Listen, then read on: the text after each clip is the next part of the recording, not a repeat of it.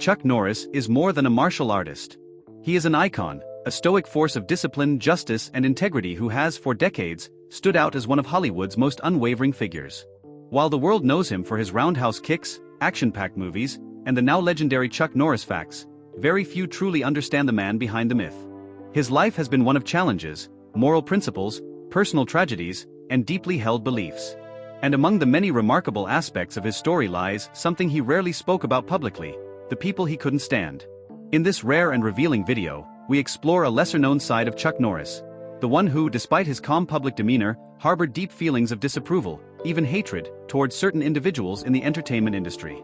Though Norris was never one for petty feuds or tabloid spats, his silence often masked a profound personal code that could not tolerate dishonesty, arrogance, or betrayal. This video explores 5 actors who reportedly earned Chuck's dislike or disapproval, not out of petty jealousy or rivalry, but because they stood in direct contrast to the values he held sacred: discipline, authenticity, humility, and honor. This isn't about tabloid gossip. Every chapter here is rooted in carefully examined interviews, public records, behind-the-scenes stories, and quotes from those close to Chuck. But before truly understand who Chuck Norris hated, you must understand who Chuck Norris was. Chuck Norris was born Carlos Ray Norris on March 10, 1940, in Ryan, Oklahoma, to Wilma and Ray D. Norris. His early years were shaped by poverty, instability, and emotional hardship. His father, an alcoholic who drifted in and out of the family's life, left Wilma to raise Chuck and his 2 younger brothers alone. This abandonment would plant the seeds of distrust toward irresponsible or unreliable men, something that later extended into his views on unprofessionalism in Hollywood. Wilma, however, was a pillar of strength. A devout Christian and hard-working woman, she instilled in Chuck the values of faith, perseverance, and respect. She also believed Chuck was destined for greatness, even when he was a shy, scrawny child who struggled with academics and confidence. Norris later said, "My mom gave me belief when I had nothing but fear. She taught me that strength doesn't begin with fists, it begins with faith." At 18, Chuck joined the U.S. Air Force as an air policeman and was stationed at Osan Air Base in South Korea. This is where everything changed. It was here that Chuck first encountered Tang Soo Do, a traditional Korean martial art that blended striking and philosophy. Unlike many of his peers, Chuck didn't simply train for fitness or fun, he became obsessed. Martial arts became his salvation, a method to regain control, confidence, and direction. He trained relentlessly, eventually earning black belts and opening his own karate studios upon returning to the U.S. From these humble dojos in California, a legend began to form. In the 1960s, Chuck entered the competitive world of martial arts with unmatched tenacity. He wasn't just skilled, he was focused, disciplined, and precise. He began winning tournaments and eventually claimed the professional middleweight karate champion title in 1968, a title he held for 6 consecutive years. He beat fighters like Joe Louis and Alan Steen, earning respect for his humility and technique. In a world full of boastful fighters, Chuck let his fists do the talking. This earned him admiration, and also sharpened his dislike for those who bragged without backing it up. This would become a recurring theme in his Hollywood relationships. Chuck respected authenticity above all else. If you faked your credentials or disrespected the art, you were out. One of the most legendary moments in Chuck Norris' life was his friendship, and eventual on-screen duel, with Bruce Lee. The two met in the 1960s and trained together, forming a mutual respect that was rare in the competitive martial arts world. Their battle in Way of the Dragon, 1972, filmed in Rome's Colosseum, is considered one of the greatest martial arts fight scenes ever recorded. Importantly, Bruce Lee chose Chuck as his opponent, not because Chuck was just a champion, but because he was respected. It was a signal to the world: Norris is the real deal. When Bruce died in 1973, Chuck was devastated. He rarely spoke publicly about the grief, but often referenced Lee's integrity and genius. This event would later shape his deep resentment toward actors who disrespected Lee's legacy, particularly one on our list later in this documentary. Chuck made his acting debut with small roles in films, but his breakout came in Good Guys Wear Black, 1978. The film defied low expectations and grossed $18 million on a modest budget, cementing Norris as a bankable action star. Unlike other action stars of the era, Chuck didn't rely on blood, vulgarity, or shock value. His characters were moral, disciplined, and usually veterans or lawmen. He was the ideal hero for Reagan-era America, a symbol of justice, order, and conservative values. But behind the camera, Chuck maintained those same standards. He was known to walk off projects if they conflicted with his beliefs. He expected professionalism, respect, and moral clarity from those around him. When he didn't find it, resentment grew. In 1993, Chuck reinvented himself for television with Walker, Texas Ranger. The show became a massive hit and ran for 8 seasons, with Norris playing Cordell Walker, a character who mirrored Chuck's real-life values: strong faith, patriotism, and relentless justice. Chuck wasn't just an actor on the show, he helped shape the scripts to ensure each episode aligned with his values. He rejected storylines that promoted drug use, premarital sex, or anti-American sentiment. While critics sometimes scoffed at the show's moral simplicity, it became a cultural juggernaut, and a reflection of the man behind it. Chuck Norris' life was not without heartbreak. He lost his brother Wieland in the Vietnam War, a wound that shaped his patriotism. He later discovered he had a daughter from a previous relationship, whom he didn't know about for over 20 years, a revelation that both shook and softened him. In 2013, his wife Gina O'Kelly suffered serious health complications due to a contrast agent used during an MRI. Chuck stepped away from acting entirely to care for her, launching a massive legal battle and later becoming an advocate for informed medical care. These events deepened his spiritual beliefs and moral rigidity. And in a town like Hollywood, where flexibility is often the currency, Chuck's stubborn convictions became both his armor and his wall. By the late 1990s and early 2000s, Chuck was less visible in films but more vocal about his beliefs. He wrote columns for WorldNet Daily, supported conservative candidates, and publicly criticized Hollywood's liberal tilt. He became a polarizing figure, beloved by millions, mocked by many, and feared by a few. But through it all, Chuck held fast to his code. He wasn't interested in fame at any cost. And if that meant silently disliking a few co-stars or refusing to work with arrogant or unethical actors, so be it. He never lashed out publicly in anger, but make no mistake, Chuck remembered those who crossed the line. Name 1. Jean-Claude Van Damme. In the realm of martial arts cinema, few names shine as brightly as Jean-Claude Van Damme, the muscles from Brussels, a balletically fluid fighter whose on-screen presence captivated global audiences in the 1980s and 1990s. But for Chuck Norris, Van Damme represented a different kind of energy. One rooted more in vanity than discipline, more showmanship than substance. While the two never traded blows on screen, their off-screen relationship was marked by a subtle, but very real, tension that reportedly never healed. Chuck Norris rose from military ranks and karate competitions to become a martial arts champion and cinematic hero. Van Damme's rise was different. He trained in Shotokan karate and ballet in Belgium, then came to the US with dreams of stardom. His breakout film Bloodsport, 1988, launched him into the international spotlight. Van Damme brought style, splits, and swagger. He was the anti-Norris in many ways: sensual where Chuck was stoic, flamboyant where Chuck was rigid, and indulgent where Chuck was restrained. While both were martial artists, their personalities, and personal codes, were worlds apart. Chuck believed martial arts was about honor, self-discipline, and humility. Van Damme, in Chuck's view, was selling the look of martial arts without reverence for its philosophy. This alone created friction. The first documented signs of tension came in the late 1980s and early 1990s. Chuck, then a respected elder in the martial arts film world, was reportedly unimpressed with Van Damme's rapid rise and showy personality. Multiple stunt coordinators and industry insiders later revealed that Chuck viewed Van Damme as a guy playing fighter, not living it. Chuck's disapproval grew more vocal in private circles after Van Damme's increasingly erratic behavior on set. Stories of drug use, lateness, and ego-filled demands made the rounds in Hollywood. Chuck, a punctual, disciplined professional, found this kind of behavior deeply disrespectful. Stunt coordinator Jeff Haberstad once hinted in a martial arts interview, Chuck didn't like drama. He respected people who worked hard and showed up ready. Jean-Claude wasn't that guy. Though Chuck never publicly criticized Van Damme by name, several close to him recalled that Van Damme was one of the few stars Chuck refused to ever work with. Perhaps the most infamous moment in their cold feud came during a 1997 Planet Hollywood party hosted by Sylvester Stallone in Miami. Several action stars were in attendance, including Chuck Norris, Jean-Claude Van Damme, and Dolph Lundgren. Multiple accounts, including one from Stallone himself, claimed that Van Damme, allegedly under the influence, challenged Chuck Norris to a fight. According to these accounts, Van Damme was boasting about his martial arts superiority and taunted Chuck, asking why he had never faced him in the ring or in a movie. Chuck refused to engage, simply walking away without a word. Stallone, speaking years later, said, Chuck walked away. He always did. He didn't need to prove anything. This incident reportedly cemented Chuck's opinion. Van Damme was not only arrogant but also disrespectful of martial tradition, picking fights for show, not principle. Chuck Norris lived by a set of personal rules. He didn't smoke, didn't drink, and followed a Christian path. His commitment to service, both in the military and through his Kickstart Foundation, which mentors at-risk youth through martial arts, reflects a belief in using martial power for good. Van Damme, by contrast, has publicly struggled with cocaine addiction, multiple divorces, and volatile behavior. While he has admitted to his faults in recent years and made efforts to turn his life around, Chuck's opinion of him reportedly remained unchanged. He valued consistency, and Van Damme, for much of his career, embodied the opposite. What truly divided the two wasn't talent or even fame, it was philosophy.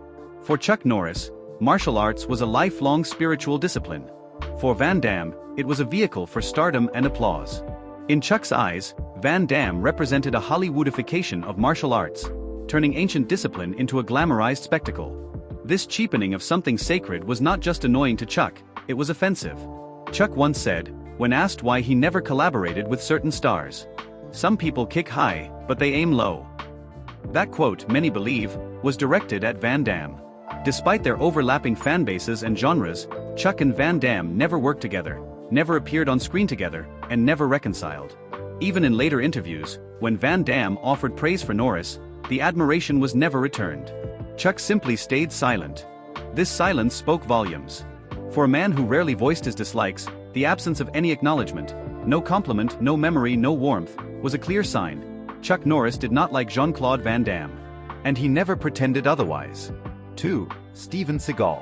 In the world of action cinema, few figures have been as controversial as Steven Seagal. A man known for his Aikido-based fighting style, ponytail, and dark sunglasses. Seagal's rise in Hollywood was swift, and his persona, part martial artist, part mystic, part ego, captivated audiences during the late 80s and early 90s.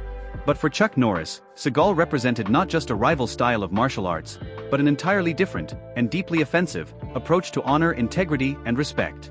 While Chuck Norris rarely spoke publicly about people he disliked, insiders and colleagues widely believed that Steven Seagal was near the top of his list of people he refused to work with or even acknowledge. On paper, both men were martial artists turned actors. But the similarities ended there. Chuck Norris trained in Tang Soo Do, Shotokan Karate, and Brazilian Jiu-Jitsu, earning legitimate black belts and dominating competitive martial arts circuits in the US. Steven Seagal, meanwhile, lived in Japan for several years, becoming one of the first foreigners to open an Aikido dojo.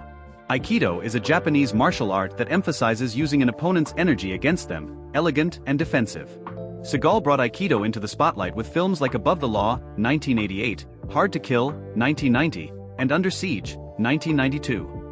But while Seagal had genuine training, his behavior, both on and off set, turned many in the martial arts world against him. Chuck Norris was reportedly one of them. One of Chuck's core principles was humility. Even at the height of his fame, Chuck always credited his instructors, military service, and upbringing for his strength. Seagal, in contrast, quickly developed a reputation for boastfulness. He claimed to have worked for the CIA, a claim never substantiated.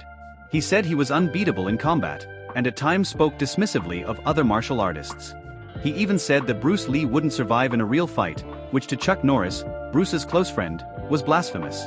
Seagal once said in an interview, "Bruce Lee was more of an actor than a real martial artist. He'd be in trouble against someone like me." To most in the martial arts community, this was seen as pure ego. But to Chuck, it was disrespect of the highest order. Chuck Norris had a profound and genuine friendship with Bruce Lee. They trained together, competed together, and fought in Way of the Dragon. Chuck credited Bruce as not just a friend but a genius, a pioneer who revolutionized martial arts on screen. Steven Seagal's public belittling of Bruce, suggesting he was a performer more than a fighter, struck at the heart of Chuck's loyalty.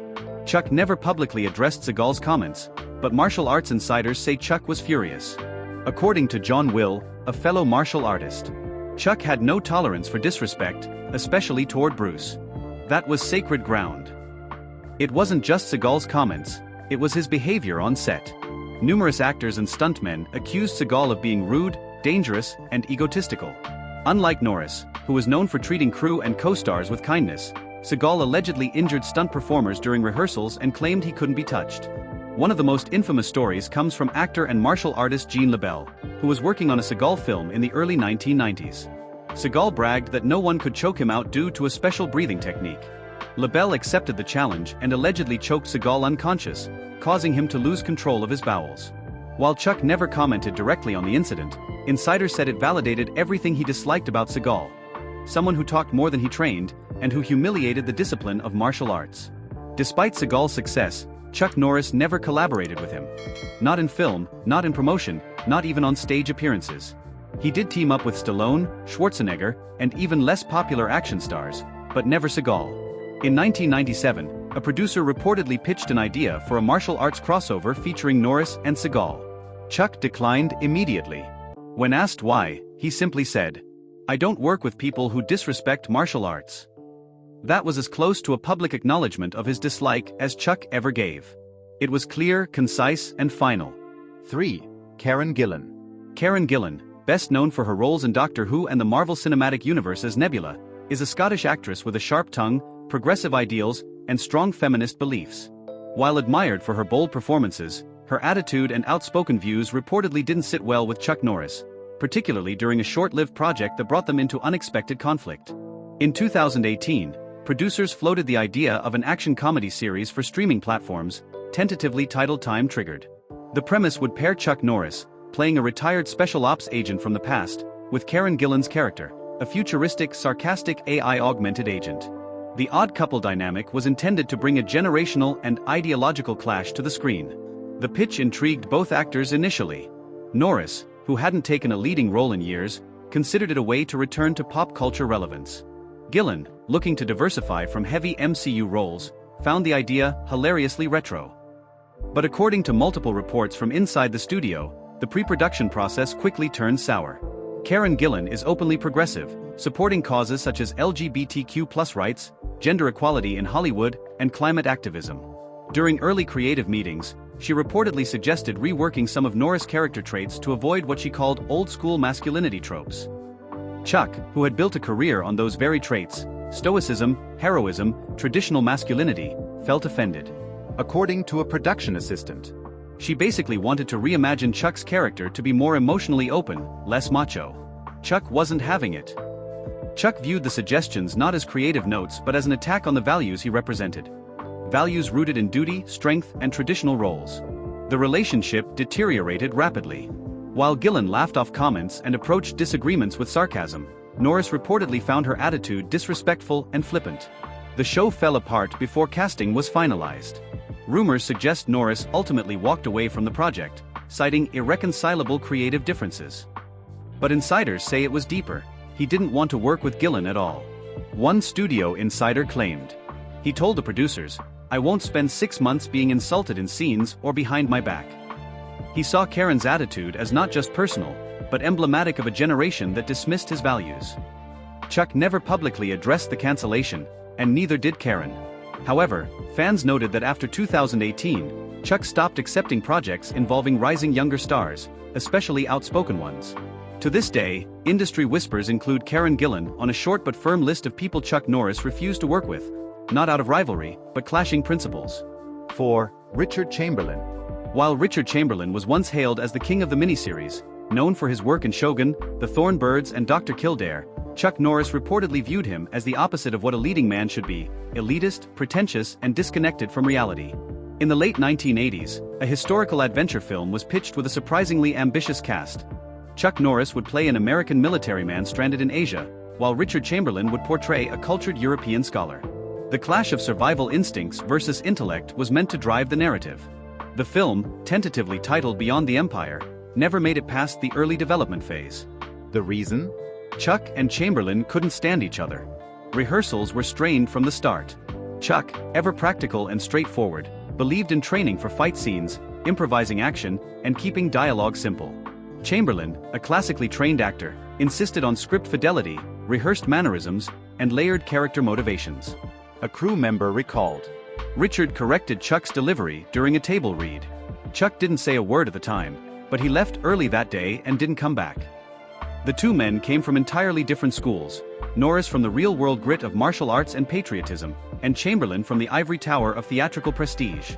Chuck reportedly felt Chamberlain was trying to talk down to him, and others noted that Chamberlain viewed Norris as unrefined and too TV movie level.